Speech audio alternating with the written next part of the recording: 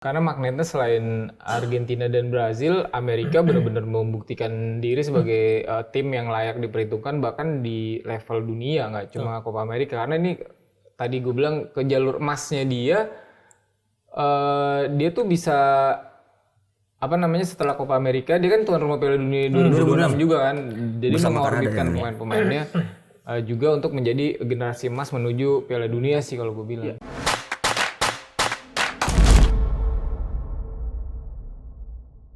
Hola amigo, jumpa lagi di Pinball Opini Football. Kali ini kita akan membahas turnamen yang ada yang request nih, Tifosi. Kita membahas mengenai tentang Copa America. Nah sekarang kita sedang ada di daerah kumuh di San Francisco ya. Oh betul, bukan di negara. Ini karena kita outfitnya Copa America, gue nih kartel Meksiko, dan ini juga bersama homeless setempat Bung Wai dan juga dari Kalimantan nih. Lagi melancong. Ini Borneo. Tapi dia mau plesetannya. Kita kali ini coba bertiga karena Reja lagi di dalam tenda tidur. Nah, sebelum ke pembahasan mengenai Copa America, gue pengen ingetin kalau kita ada Saweria buat teman-teman yang mau mendonasikan kita agar kita bisa membakar api unggun kalau malam ya, karena dingin di sini. Makanan-makanan juga boleh, di sini ada barcode-nya. Tolong dibantu untuk keberlangsungan acara podcast kita. Jangan lupa juga di-subscribe karena kita ingin juga supaya Serie A ini kan misinya itu diperkenalkan di Amerika nih. Makanya kita bahas Copa America juga. Siapa tahu ada fans-fans Copa America yang non Serie A nyangkut di sini nih. Gitu. Jangan lupa di-subscribe. Oke, guys. Oke, nah Copa America nih salah satu atraksi yang menjadi bulan yang menyenangkan bagi para penjudi bola. Karena ada Euro, ada Euro, ada Copa America nih. Cakep banget nih orang. AFF U16 enggak? AFF 16 enggak. Belum ada duitnya soalnya.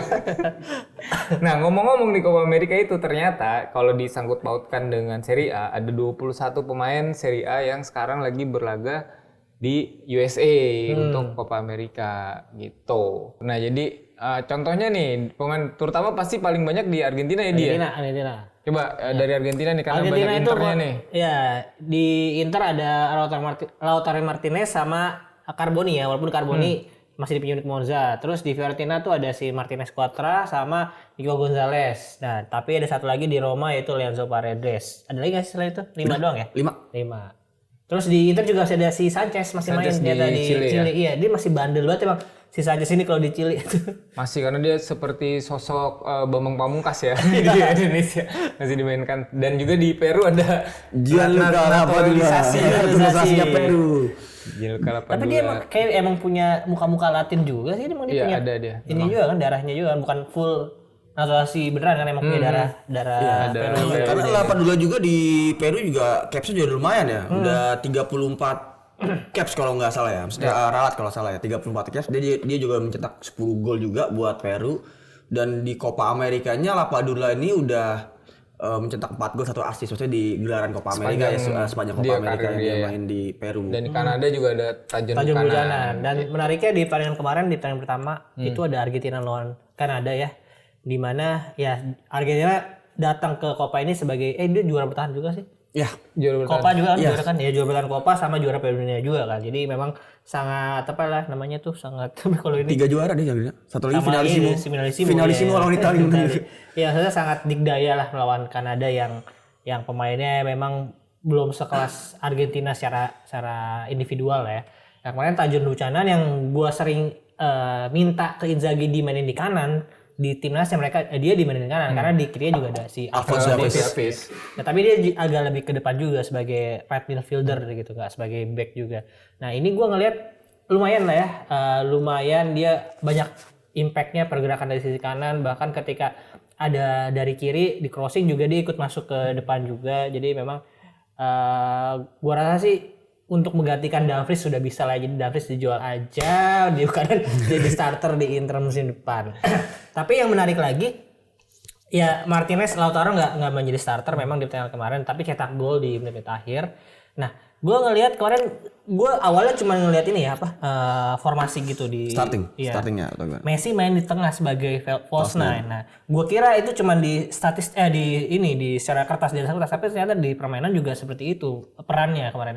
Agak berbeda ketika di Piala Dunia menurut gue gitu. Tapi justru Alvarez melebar ke kiri gitu. Dan itulah mungkin makanya si Lautaro nggak jadi starter kan, karena Lautaro lebih sebagai striker utama kan kemarin. Tapi works sih menurut gua kemarin dengan seperti itu si Argentina bermain seperti itu. Iya, Argentina sih tetap peluang utama untuk juara di sini ya, karena relate ke Brazil yang benar-benar underperform banget nih. Jadi kan kemarin Ronaldinho sempat gimmick kan, kayak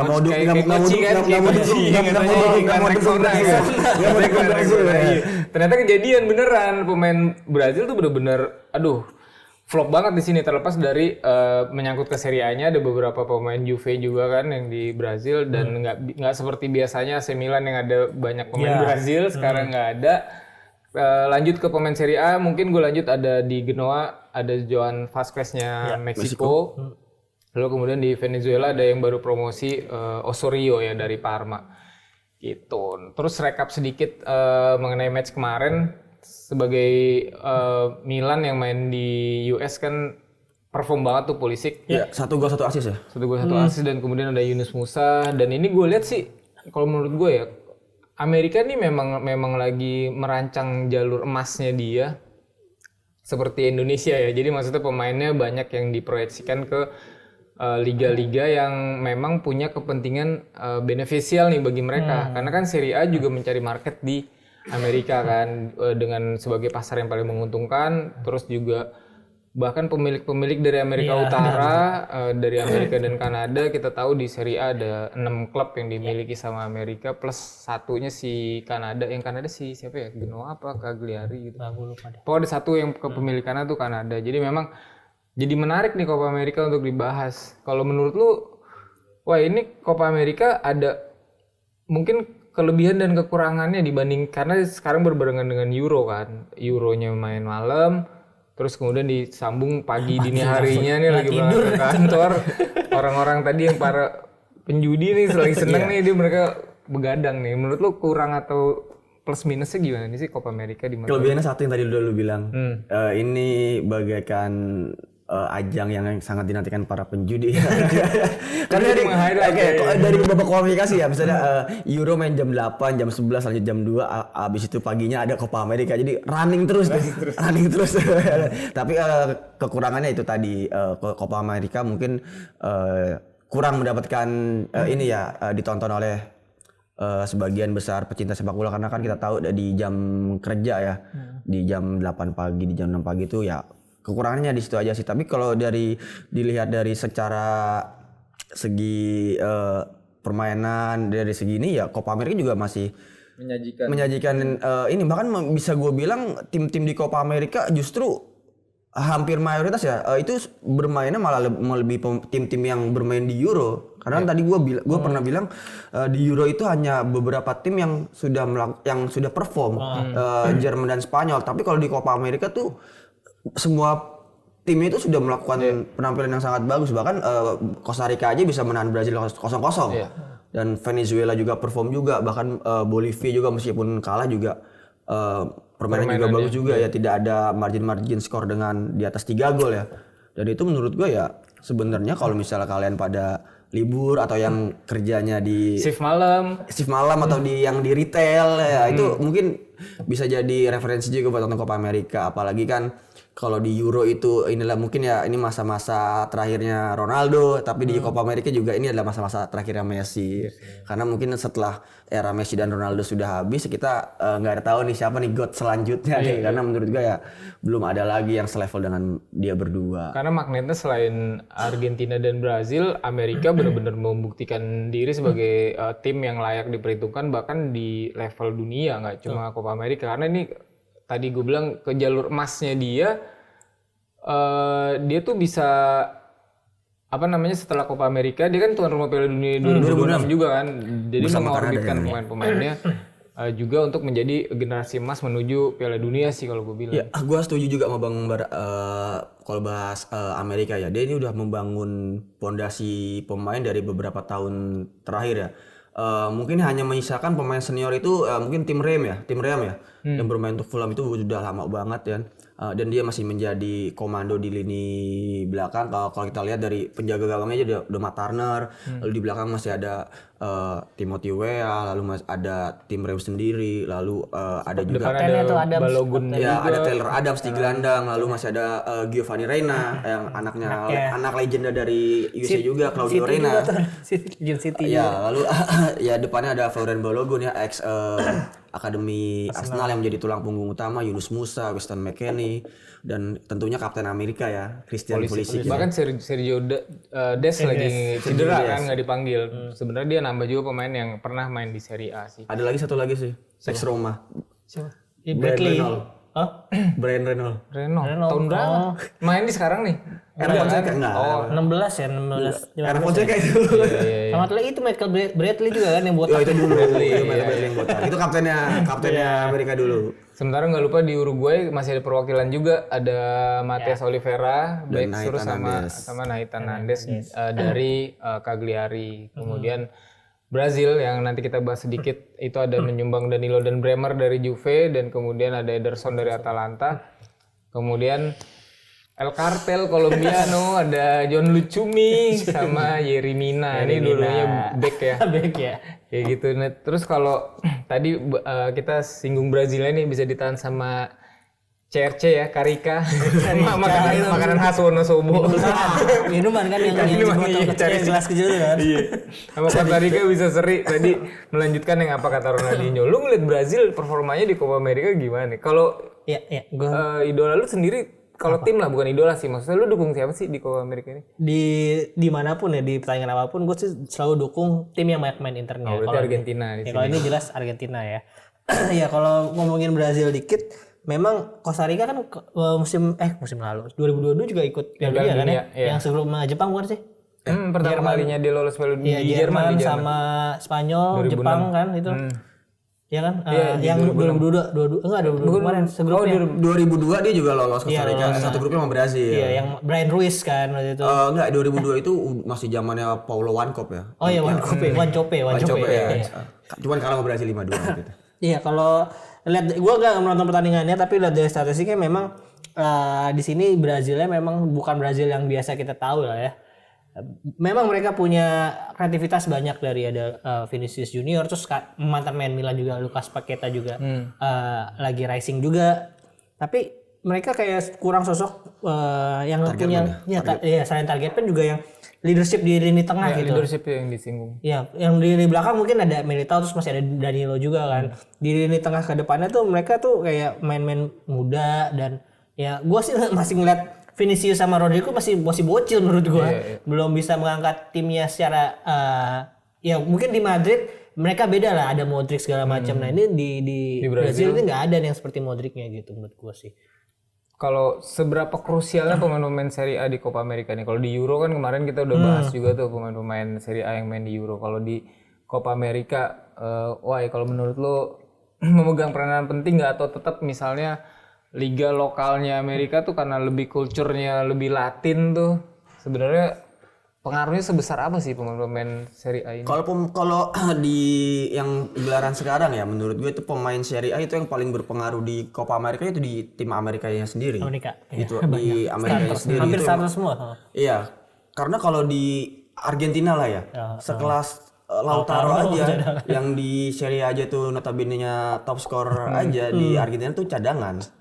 Dan dia hanya pelapis dari Julian Alvarez. Ya, dan lalu kalau mungkin yang bahkan Leandro Paredes saja walaupun kemarin bermain dari awal di menit 70-an dia diganti. Dan ada dua orang yang pemain inti Fiorentina bahkan tidak main, yaitu Lucas Martinez Cuatra sama Nico Gonzalez. Dan Valentin Carboni itu udah kalau gua anggap itu ibaratnya El Shaarawy-nya di Italia lah. cuman sebagai pelengkap aja lah. Nah, lalu juga kalau di Brazil dia ada 3 orang ya, ada Danilo dan Bremer ya. Bremer bahkan tidak bermain ya, hanya di Danilo aja karena faktor kapten Brazil juga kan Danilo. Lalu mungkin di Uruguay ada Matias Oliveira. Menarik juga nih, Matias Oliveira di Napoli di fullback kiri, tapi ketika bermain di Uruguay di era Marcelo Bielsa dia taruh di back tengah. Karena di back kirinya itu ada Matias Vina yang kemarin juga mencetak 1 gol 1 assist ketika menghadapi apa kemarin ya? Uruguay menang. Bolivia apa ya? 3-0. 3-1. Itu 3-1 si Vina tuh lawan Panama. dijual Roma apa masih pinjem sih? Udah ke Flamengo dia. Udah dijual. Iya, kan dari itu ke Sassuolo dia balik lagi ke Flamengo. Ya kalau menurut gua itu ya hanya dari 21 pemain Serie A yang berlaga di Copa America tuh hanya beberapa saja yang menjadi pemain tulang punggung utama tim. Kecuali Amerika Serikat ya, dia emang semuanya 4 pemain yang dari Serie A itu jadi tulang punggung negaranya, yang kebetulan kemarin juga dia bisa menang 2-0 kan, 1 gol 1 assist dari Christian Pulisic. Ya kalau mungkin ya banyaknya di tim-tim kayak Kolombia gitu yang kayak Yeremina dia starter si Lukumi sama Mina tuh. Yang starternya Lukumi sama Sanchez baru babak pertama mungkin cedera diganti Yeremina dan Yeremina juga kemarin hampir mendapatkan penalti, sayangnya digagalkan oleh VAR. Ya emang ngadi-ngadi tuh Yeremina tuh suka bikin klinik-klinik di kotak penalti. Memang Kolombia itu pemain yang paling impactful adalah Mario Yepes. Sama ini apa bukan Zakat, siapa yang Zapata. Kalau Zapata. Iya, bahkan kayak Serie A tuh ternyata di Copa America ini agak miris ya. Ini jadi bahan obrolan baru juga sih gue rasa, karena bahkan sekelas Copa America pun ada yang menyiarkan di Indonesia gitu kan. Sementara Serie A pun kita mesti cari-cari streamingan atau langganan streamingan lain. Jadi sebenarnya Copa America masih dilihat orang tuh sebagai kiblatnya salah satu sepak bola, karena dari Latinnya ya memang si Copa America ini kan, nggak mungkin yang si Afrika CAF itu jadi suatu daya tarik buat penonton kan. Cuma memang sayangnya ini pemain Serie A ini harus lebih kompetitif sih gue rasa di negaranya masing-masing, supaya bisa juga membawa nama Serie A yang sekarang lagi nambah fans baru di Amerika Utara, khususnya Amerika dan Kanada. Kalau gue pribadi sih, gue Amerika sih ngejagoinnya sih. Karena tuan rumah juga ya. Ada faktor tuan rumah juga. Dan improvementnya kerasa banget. Kayak Qatar gitu kok. Qatar wasit ya. Tapi kalau menurut gue sih kalau ngomongin Argentina mungkin sedikit, karena ya Argentina kebetulan kan Lautaro Martinez, terus dulu ada Palacio, Icardi, Ricky Alvarez, dan yang mana main itu main-main lini depan lah ya, dimana di Argentina kita tahu lah masalah lini depan nggak pernah habis dan stoknya banyak banget.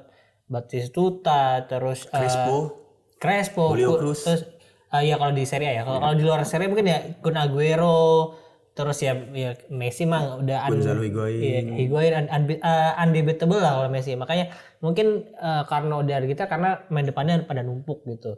Kalau di Brazil, nah sebenarnya lebih ramah nih kalau di fase-fase dulu ya, flashbacknya Milan dengan Brazilnya Kaká, Ronaldinho segala macam.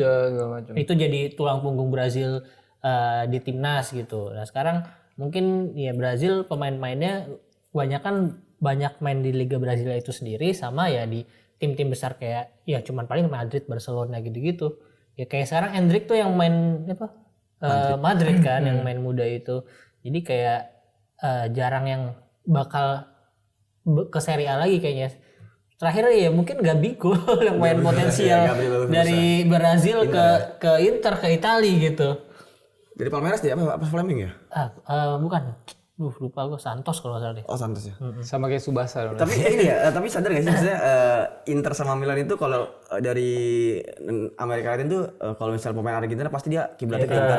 Brazilnya ke Milan. Itu kayaknya dari dulu sampai sekarang mungkin sekarang udah agak berkurang kali ya. Era Berlusconi lah. Sekarang udah era Berlusconi sama Moratti tuh lah. Itu kalau Inter ngambilnya pasti dari Argentina. Bahkan dari back sampai depan kan dulu ada Burdisso, lalu Walter Samuel, Zanetti, di tengahnya juga Cambiaso ya dan sebagainya lah.